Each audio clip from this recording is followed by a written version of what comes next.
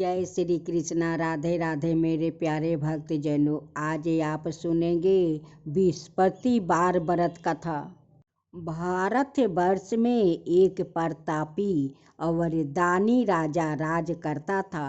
वो नित्य गरीबों और ब्राह्मणों की सहायता करता था। एक बात उसकी रानी को अच्छी नहीं लगती थी। वो ना ही गरीबों को दान देती और ना ही भगवान का पूजा करती थी, और राजा को भी दान देने से मना किया करती थी। एक दिन राजा शिकार खेलने वन को गया हुआ था, तो रानी महल में अकेली थी।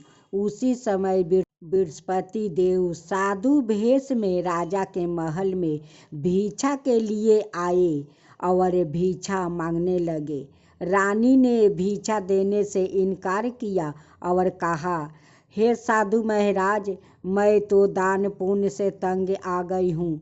मेरे पति सारा धन लुटाते रहते हैं। मेरी इच्छा है कि हमारा धन नष्ट हो जाए, फिर ना रहेगा बांस और ना बजेगी बांसुरी। साधु ने कहा, देवी, तुम तो बड़ी विचित्र हो। धन संतान तो सभी चाहते हैं, पुत्र और लक्ष्मी तो पापी के घर भी होना नहीं चाहिए। यदि तुम्हारे पास अधिक धन है तो भूखों को भोजन दो, प्यासों के लिए कुआं बनवाओ, मुसाफिरों को लिए धर्मशाला खुलवाओ। जो निर्धन अपनी कुंवारी कन्याओं का विवाह नहीं कर सकते, उनका विवाह करवा दो। ऐसा और कई काम है जिनके करने से तुम्हारा यश लोक परलोक में फैलेगा। परंतु रानी पर उपदेश का कोई प्रभाव नहीं पड़ा। वो बोली, महाराज, आप मुझे कुछ ना समझाइए। मैं ऐसा धन नहीं चाहती जो हर जगह बांटती फिरूं। साधु ने उत्तर दिया, यदि तुम्हारी ऐसी इच्छा है तो तथास्तु। तुम्हें ऐसा करना कि बृहस्पतिवार को घर लीप कर पीली मिट्टी से अपना सिर धोकर स्नान करना, मिट्टी चढ़ा कर कपड़े धोना। ऐसा करने से आपका सारा धन नष्ट हो जाएगा। इतना कहकर वो साधु महाराज वहाँ से अलोप हो गया। साधु के अनुसार कही बातों को पूरा करते हुए रानी को केवल 3 बृहस्पतिवार ही बीते थे कि उसकी समस्त धन संपत्ति नष्ट हो गई। भोजन के लिए राजा का परिवार तरसने लगा। तब एक दिन राजा ने रानी से बोला कि हे रानी, तुम यही रहो, मैं दूसरे देश को जाता हूँ, क्योंकि यहाँ पर सभी लोग मुझे जानते हैं। इसलिए मैं कोई छोटा कार्य नहीं कर सकता। ऐसा कहकर राजा परदेश चला गया। वहाँ वो जंगल से लकड़ी काट कर लाता और शहर में बेचता। इस तरह वो अपना जीवन व्यतीत करने लगा। इधर राजा के परदेश जाते ही रानी और दासी दुखी रहने लगी। एक बार जब रानी और दासी को 7 दिन तक बिना भोजन के रहना पड़ा, तो रानी ने अपनी दासी से कहा, हे दासी, पास ही के नगर में मेरी बहन रहती है। वो बड़ी धनवान है। तू उसके पास जा और कुछ ले आओ, ताकि थोड़ी बहुत गुजारा बसर हो जाए।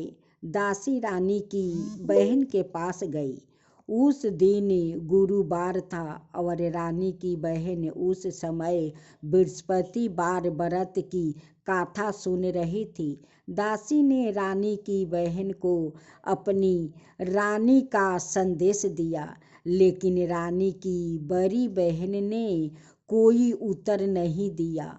जब दासी को रानी की बहन से कोई उत्तर नहीं मिला तो वो बहुत दुखी हुई और उसे क्रोध भी आया। दासी ने वापस आकर रानी को सारी बात बता दी। सुनकर रानी ने अपने भागे को कोसे रही थी। उधर रानी की बहन ने सोचा कि मेरी बहन की दासी आई थी, परंतु मैं उससे नहीं बोली, इससे वो बहुत दुखी हुई होगी। कथा सुनकर और पूजा समाप्त करके वो अपनी बहन के घर आई और कहने लगी, हे बहना, मैं बृहस्पतिवार का व्रत कर रही थी, तुम्हारी दासी मेरे घर आई थी, परंतु जब तक कथा होती है तब तक ना तो उठते हैं और ना ही बोलते हैं, इसलिए मैं नहीं बोली। कहो दासी क्यों गई थी? रानी बोली, बहन तुमसे क्या छिपाऊं, हमारे घर में खाने तक को अनाज नहीं था। ऐसा कहते कहते रानी की आंखें भर आई। उसने दासी समेत पिछले 7 दिनों से भूखे रहने तक की बात अपनी बहन को विस्तार पूर्वक सुना दिया। रानी की बहन बोली, देखो बहना, भगवान बृहस्पति देव सबकी मनोकामना को पूर्ण करते हैं। देखो, शायद तुम्हारे घर में अनाज रखा हो। पहले तो रानी को विश्वास नहीं हुआ, पर बहने के आग्रह करने पर उसने अपनी दासी को अंदर भेजा तो उसे सचमुच अनाज से भरा एक घड़ा मिल गया। यह देखकर दासी को बड़ी हैरानी हुई। दासी रानी से कहने लगी, हे रानी, जब हमको भोजन नहीं मिलता तो हम व्रत ही तो करते हैं, इसलिए क्यों ना इनसे व्रत और कथा की विधि पूछ लीजिए ताकि हम भी व्रत कर सके। तब रानी ने अपनी बहन से बृहस्पतिवार के बारे में पूछा। उसकी बहन ने बताया, बृहस्पतिवार के व्रत में चने की दाल और मूंगा से विष्णु भगवान का केले की जड़ में पूजन करें और दीपक जलाए, व्रत कथा सुनने और पीला भोजन ही करे। इससे बृहस्पति देव प्रसन्न होते हैं। व्रत और पूजा विधि बताकर रानी की बहन अपने घर को लौट गई। 7 दिन के बाद जब गुरुवार आया तो रानी और दासी ने व्रत रखा। घोरशाले से जाकर चाना और गुड़ लेकर आई। फिर उसने केले की जड़ और विष्णु भगवान का पूजन किया। अब पीला भोजन कहाँ से आए, इस बात को लेकर दोनों बहुत दुखी थे। क्योंकि उन्होंने व्रत रखा था, इसलिए बृहस्पति देव उनसे प्रसन्न थे। इसलिए वो एक साधारण व्याकृत का रूप धारण कर 2 थाले में सुंदर पीला भोजन दासी को दे गया।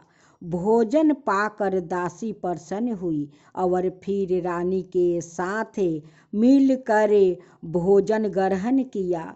उसके बाद वो सभी गुरुवार को व्रत और पूजन करने लगी। बृहस्पति भगवान की कृपा से उनके पास फिर से धन संपत्ति आ गई, परंतु रानी फिर से पहले की तरह आलसाए करने लगी। तब दासी बोली, देखो रानी, तुम पहले भी इस प्रकार आलसाए करती थी। तुम्हें धन रखने में कष्ट होता था, इस कारण सभी धन नष्ट हो गया और अब जब भगवान बृहस्पति की कृपा से धन मिला है तो तुम्हें फिर से आलसाए होता है।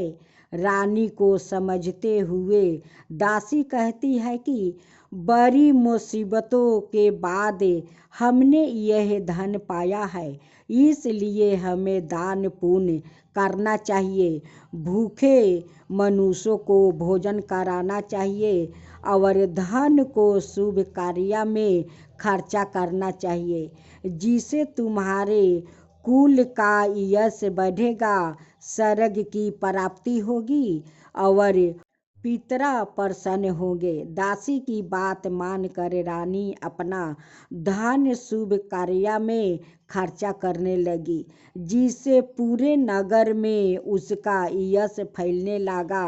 बृहस्पतिवार व्रत कथा के बाद श्रद्धा के साथ आरती की जाती है। इसके बाद प्रसाद बांट कर उसे ग्रहण करना चाहिए। एक दिन राजा दुखी होकर जंगल में एक पेड़ के नीचे आसन जमा कर बैठ गया। वो अपनी दशा को याद करके व्याकुल होने लगा। बृहस्पतिवार का दिन था। एकाएक उसने देखा कि निर्जल वन में एक साधु प्रकट हुआ है। वो साधु भेष में सवाए बृहस्पति देवता थे। लकड़हारा के सामने आकर बोले, हे लकड़हारा, इस सुनसान जंगल में तू चिंता मगन क्यों बैठा है? लकड़हारा ने दोनों हाथ जोड़कर प्रणाम किया और उत्तर दिया, महात्मा जी, आप सब कुछ जानते हैं, मैं क्या कहूँ?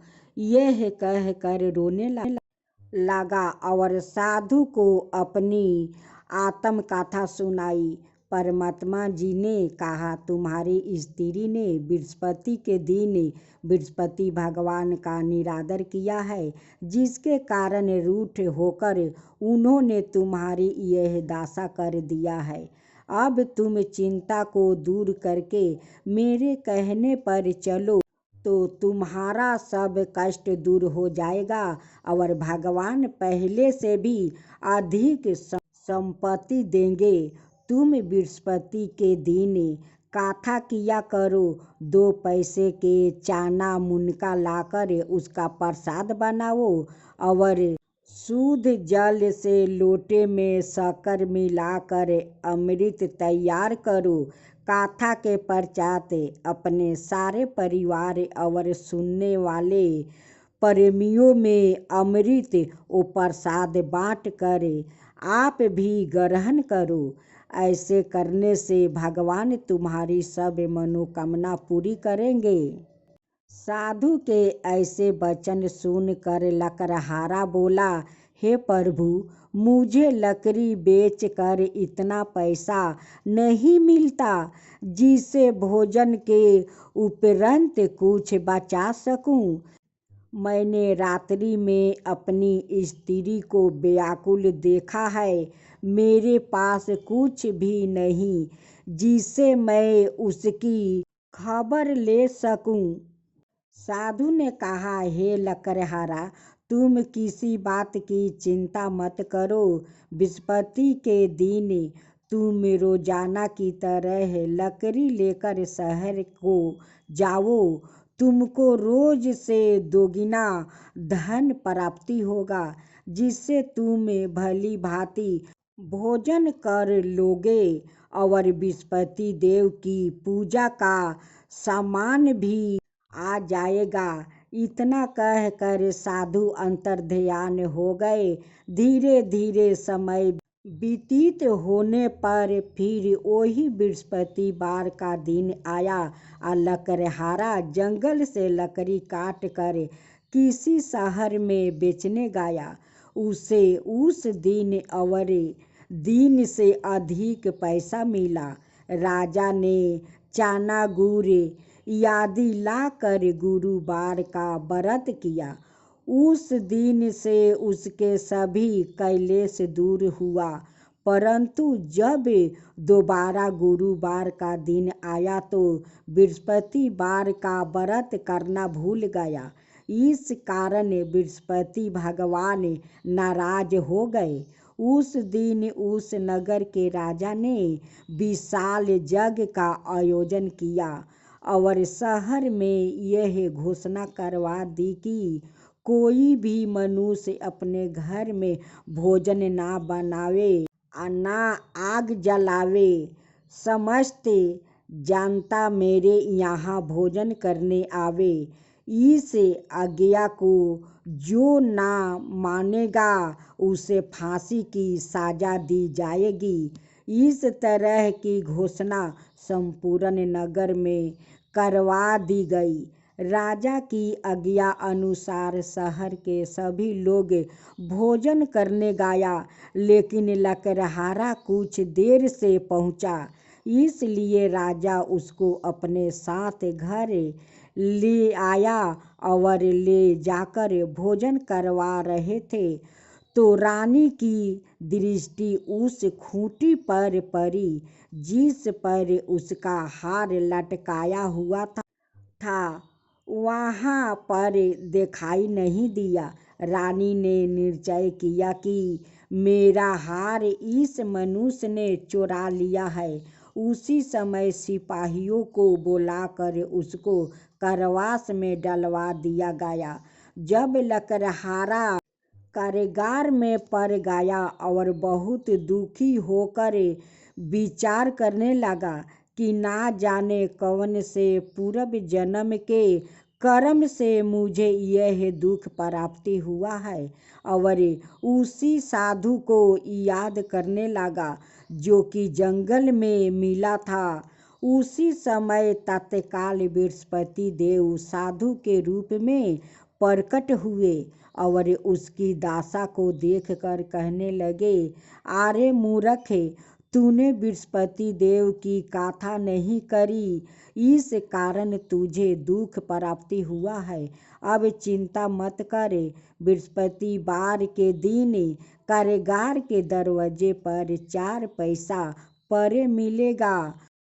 उससे तू चना गुड़ मुनका लियाकर बृहस्पति देव की पूजा करना, तेरे सभी कष्ट दूर हो जाएगा।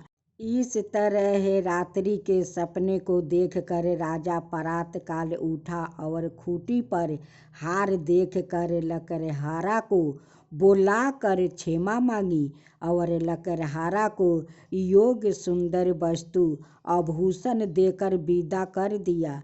बृहस्पति देव की आज्ञा अनुसार लकड़हारा अपने नगर को चल दिया। राजा जब अपने नगर के निकट पहुंचा तो उसे बड़ा आश्चर्य हुआ। नगर में पहले से अधिक बाग, तालाब, कुएं और बहुत सी धर्मशाला, मंदिर आदि बन गई है। राजा ने पूछा, यह किसका बाग और धर्मशाला है? तब नगर के सब लोग कहने लगा, यह सब रानी और बंदी के है। जो राजा को आश्चर्य हुआ और गुस्सा भी आया। जब रानी ने यह खबर सुनी कि राजा आ रहे हैं तो उन्होंने बंदी से कहा कि हे दासी, देख राजा हम लोग कितनी बुरी हालत में छोड़ गया था। हमारी ऐसी हालत देख कर वो लौट ना जाए, इसलिए तू दरवाजे पर खड़ी हो जा। आज्ञा अनुसार दासी दरवाजे पर खड़ी हो गई। राजा आए तो उन्हें अपने साथ ले आई। तब राजा ने क्रोध करके अपनी रानी से पूछा कि यह धन तुम्हें कैसे प्राप्ति हुआ है? तब उन्होंने कहा, हमें यह सब धन बृहस्पति देव के इस व्रत के प्रभाव से प्राप्ति हुआ है। राजा ने आश्चर्य किया कि 7 रोज बाद तो सभी बृहस्पति देव का पूजन करते हैं, परंतु मैं प्रतिदिन दिन में 3 बार कहानी और रोज व्रत किया करूँगा। अब हर समय राजा के दुपट्टे में चने की दाल बंधी राखी और दिन में 3 बार कहानी कहता। एक रोज राजा ने विचार किया कि चलो अपनी बहन के यहाँ हो आवे। इस तरह निश्चय कर राजा घोड़ा पर सवार हो गया, अपनी बहन के यहाँ को चलने लगा। मार्ग में उसने देखा कि कुछ आदमी एक मुर्दे को ले जा रहे हैं। उन्हें रोक कर राजा कहने लगा, अरे भाइयों, मेरी बृहस्पति देव की कथा सुन लो। वो बोला, लो, हमारा तो आदमी मर गया है, इसको अपनी कथा की परी है। परंतु कुछ आदमी बोले, अच्छा कहो, हम तुम्हारी कथा भी सुनेंगे। राजा ने दाल निकाली और जब कथा आधी हुई कि मुर्दा हिलने लग गया और जब कथा समाप्त हो गई तो राम राम कह के मनुष्य उठ कर खड़ा हो गया। आगे मार्ग में उसे एक किसान खेत में हाल चलाता मिला। राजा ने उसे देखा और उसे बोला, अरे भैया, तू मेरी बृहस्पति की कथा सुन लो। किसान बोला, जब तक मैं तेरी कथा सुनूंगा तब तक 4 हाल जोत लूंगा। जा अपनी कथा किसी और को सुनाना। इस तरह राजा आगे चलने लगा। राजा के हटते ही बैल पछाड़ खाकर गिर पड़ा और किसान के पेट में बड़ी जोर का दर्द होने लगा।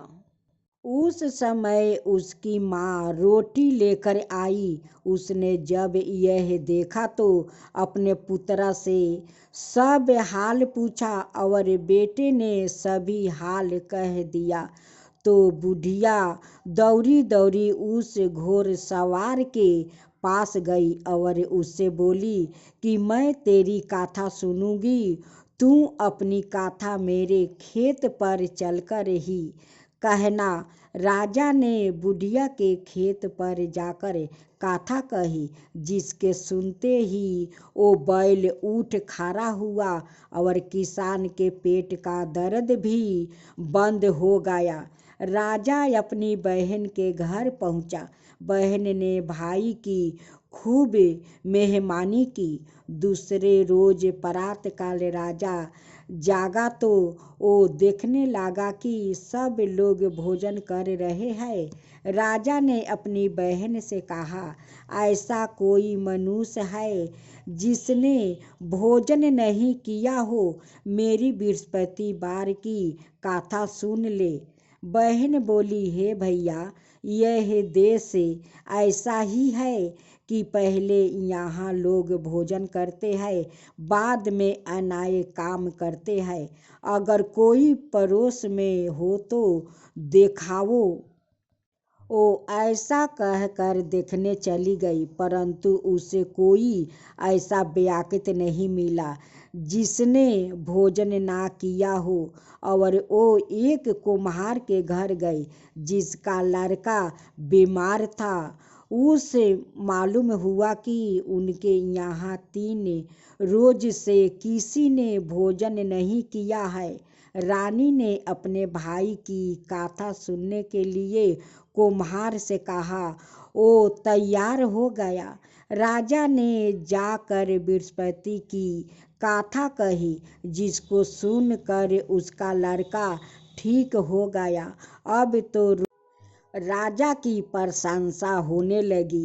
एक रोज राजा ने अपनी बहन से कहा कि हे बहन, हम अपने घर को जाएंगे, तुम भी तैयार हो जाओ। राजा की बहन ने अपनी सास से कहा। सास ने कहा, हाँ चली जा, परंतु अपने लड़कों को मत ले जाना, क्योंकि तेरे भाई के कोई औलाद नहीं है। बहन ने अपने भैया से कहा, हे भैया, मैं तो चलूँगी, पर कोई बालक नहीं जाएगा। राजा बोला, जब कोई बालक नहीं चलेगा तब तुम ही क्यों जाओगी। बड़े दुखी मन से राजा अपने नगर को लौट आया। राजा ने अपनी रानी से कहा, हमें निर्बंसी है, हमारा मुंह देखने का धर्म नहीं है और कुछ भोजन आदि नहीं किया।